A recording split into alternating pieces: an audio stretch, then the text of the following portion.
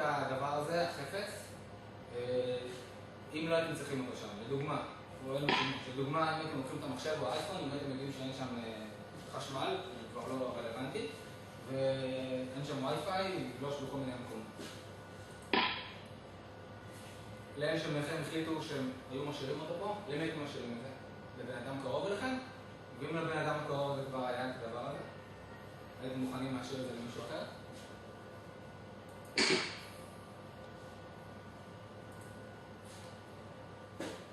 וכל מי שאמר לא היה מוכן להשאיר את זה למישהו אחר. אם זה היה בשביל הילדה החמודה הזאת, אם זה היה יכול להציל את החיים, הייתם מוכנים להשאיר את זה? להביא את זה בשבילה? כן. זה, כמו שכבר חלקכם הבנתם, מה שאנחנו יכולים לדבר עליו למעשה זה תרומת איברים, שמבחינתנו תרומת איברים שווה הצלת חיים. אתם יכולים לראות פה כל מיני כתבות של אנשים מפורסמים ואנשים שתרמו וחושבים שצריך לתרום וחתמו על כרטיס אדי. מקודם היינו את יובל סמו שאומר למה שלא נתרום את האיברים, מה נעשה איתם, אחרת התולעים יבואו ואוכלו אותם. יכולים לראות כל מיני אנשים שאומרים שהרבנים מוכנים, יש הרבה אנשים שהסיבה שלהם דתית, אנחנו בהמשך גם נדבר על כל מיני חששות. וזהו, ועכשיו אני משער שהשאלה היא מאוד קלה. מה לדעתכם משותף לכל האנשים הבאים? או תרמו איברים, או שהם חתומים. אז מה שמשותף לכל האנשים האלה, שללא הבדל דת, גזע, מין, לאום, דרך חיים או אמונה, כולם בחרו בשבילם, להציל חיים, לתרום את האיברים וככה להציל את החיים. טוב, אז באמת כמו שסמיר ראה וראינו את זה כאן במצגת, אנחנו רוצים לדבר קצת על כרטיס אדי, מה אנחנו יכולים לעשות כדי להשפיע על הסביבה שלנו, על העולם שלנו, על החברים ואולי על המשפחה. זה אהוד בן דרור, ועל שמו כרטיס אדי, שחלה במחלת כליות סופנית, ובסופו של דבר הזדקק להשתלת כליה, הוא לא קיבל אותה. הוא נפטר, המשפחה שלו החליטה להקים את האגודה למען השתלת איברים, שנקראת היום אדי, ואנחנו מכירים. אז זה הכרטיס, מי שמכיר ומי שלא, אנחנו רוצים קצת להראות לכם מה אנחנו יכולים לעשות כדי לשנות וכדי להשפיע. אז שימו לב שכל אחד באשר הוא, אם זה לא משנה אם גזע, מין או לאום, כל אחד מעל גיל 18 יכול לחתום על כרטיס אדי ולהציל חיים. מי שמתחת לגיל 18 צריך אישור של ההורים, אבל בסופו של דבר כל אחד יכול לחתום על הכרטיס. הכרטיס הזה ניתן לחתום עליו או בצורה המקוונת שלו באינטרנט או באמצעות טפסים שאנחנו נחלק לכם ממש עכשיו, שזה הטופס הקטן הזה. הטופס הזה גם מחולק בבתי חולים וגם ברשתות בתי קפה כמו ארומה, גם בקופות החולים. כל אחד יכול למלא אותו, ואם מישהו מכם עדיין לא מילא ורוצה להציל חיים, מוזמן למלא אותו ולהציל חיים גם הוא. אז קצת נתונים וסטטיסטיקות כדי שתבינו על מה אנחנו מדברים ומה אנחנו יכולים לעשות. שימו לב שבמהלך השנה 2014 יש לנו עלייה בכמות המושתלים. יש לנו 656 אנשים שקיבלו איבר כזה או אחר והושתל להם בשנת 2014. שימו לב שבמקביל אנחנו יכולים לראות יחס ישר שעדיין יש לנו עלייה בכמות חותמי אדי, ובאמת עד חודש אפריל 2015 יש לנו 823,264 חתומים על הכרטיס. מה שקיבלתם, יש לנו את המספר הבאמת גדול הזה, ושימו לב איזה עלייה חדה משנת 2014 עד לשנת 2015. שימו לב שעם זאת עדיין מספר הממתינים הוא רק גדל. אם אנחנו רואים שעד היום יש לנו בשנת 2015 1,160 אנשים שעדיין ממתינים להשתלת כליה, שזה מספר גדול, זה מספר באמת שאנשים, יכול להיות שהם לא יחיו הרבה זמן, והם צריכים את הכליה, את הלב או את הריאה כדי באמת להמשיך לחיות. אנחנו יכולים לראות מה קרה בחודש יולי בשנת 2014. יש לנו 4 אנשים שהעניקו בחזרה חיים ל-17 אנשים ב5 בתי חולים, שבאמת בזמן מאוד מאוד קצר הם קיבלו ב3 ימים, גם בבית חולים וולפסון, בלינסון, רמב"ם ושניידר ומאיר, הם העניקו בחזרה חיים ל-17 אנשים. אז באמת, כמו שכבר אמרנו, רק נעבור על הנתונים כדי שנבין באמת איזה הישגים גדולים קרו במהלך השנה האחרונה. 333 חולים זכו בהשתלת איבר כבר השנה, 361 איברים הושתלו, זה אומר ש333 אנשים ניצלו במהלך השנה האחרונה.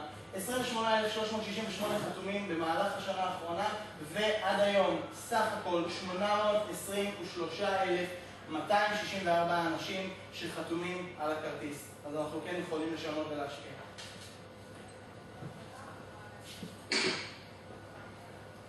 טוב, אז אני מקסים ואני הולך לדבר קצת על החששות מחתימת כרטיס סעדי. נתחיל בחשש הראשון.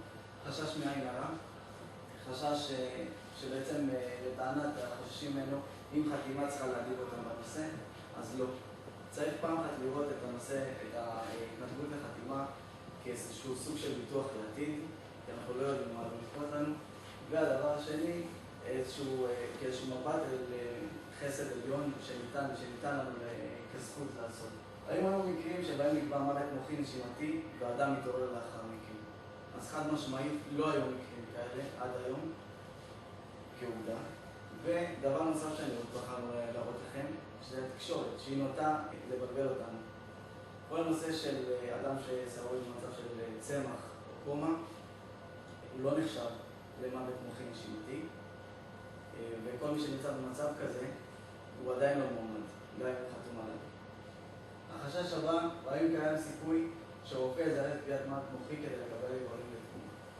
אז לא, קודם כל, כי הם מחויבים לפי חוק מוות נשימתי 2008, ושתיים, הסיכוי שכזה דבר יקרה כמעט בלתי אפשרי, בגלל ששני רופאים מתמחים בתחום מחויבים לעשות את זה ביחד.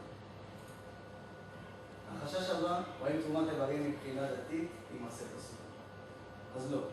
שוב, יש הרבה רבנים, לא רק יהודים, גם באסלאם וגם בנצרות, שמעודדים את התהליך הזה של תרומת איברים.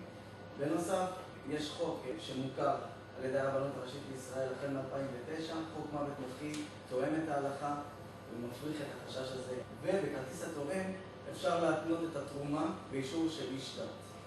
האם תרומת איברים לאחר המוות עלולה לעכב את מועד ההלוויה? אז חד משמעית לא, כמובן שיש את האחריות על בן המשפחה שצריך להגיד מה המועד לנציג האגודה, והם יודעים לסדור את כל התהליך, כך שזה לא יפגע מבחינת זמנית. דבר נוסף זה שרבנים מעודדים את התהליך הזה. ועכשיו אנחנו נעבור לאדם בשם גיל קרוז, זכרונו לברכה, שלא חשש לחתום על כרטיס סעדי. ובואו נראה מה הוא עשה. כמו שאתם רואים, יש פה 5 אנשים שקיבלו ממנו איברים. כמו שאתם רואים, גיל בחר להציל אותם. גיל בחר לחתום על כרטיס סעדי בלי להכיר אותם.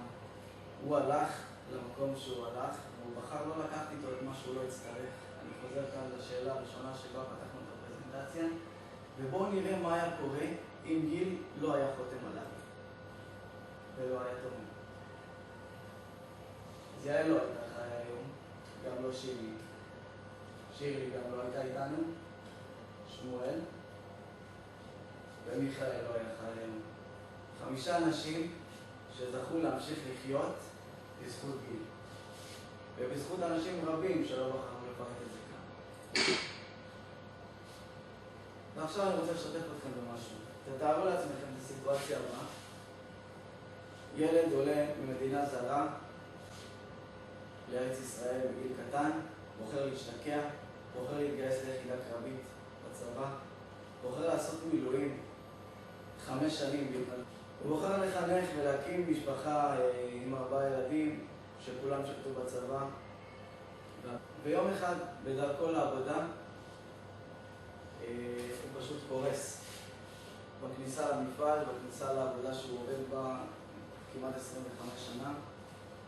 הוא מתמוטט והכל נעצר. בשלב הזה החיים מתהפכים, לא רק החיים שלו, גם החיים של בני המשפחה.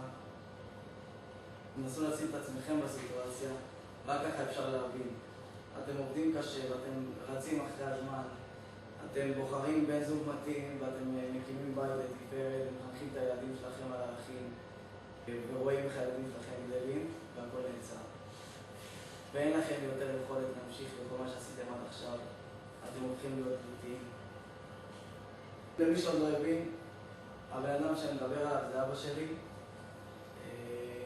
עד שזה לא דפק בדלת שלנו, אני ובני המשפחה שלי לא הצלחנו להבין מה החשיבות של חתימה לכרטיס סעדי, ואמרנו זה לא יקרה לנו, לא במשפחה שלנו, אז אי אפשר לדעת למי זה יקרה ומתי. בינתיים רק תנסו לתאר לעצמכם מה עובר באדם שממתין באיבר. אחת ל-48 שעות זה במקרה של כליה. אבא שלי מבצע תהליך שנקרא דיאליזה, שמסנן לו את הדם, מוציא את כל המלחים, גם הטובים וגם הרעים. המשמעות של זה שזה הופך אותו לחלש, גם לא מובן המילה. בין 8 ל-10 שעות שהוא תלוי באדם נוסף. וזהו, כל יום וכל דקה הופכים להיות קשים פי 2. וככה בתקווה שהוא באמת ימצא תורם וההשתלה תצליח. אז זה הסיפור שלי. טוב, אז זה לא שקוף, שהכל בידיים שלנו. אנחנו בחרנו להציל חיים. מה הבחירה שלכם? קחו לכם כמה דקות, אתם יכולים לחתום על הפסים שחילקנו, או שאתם יכולים לסרוק את הברקוד ולחתום אונליין, ואני מקווה שתעשו את הבחירה הנכונה.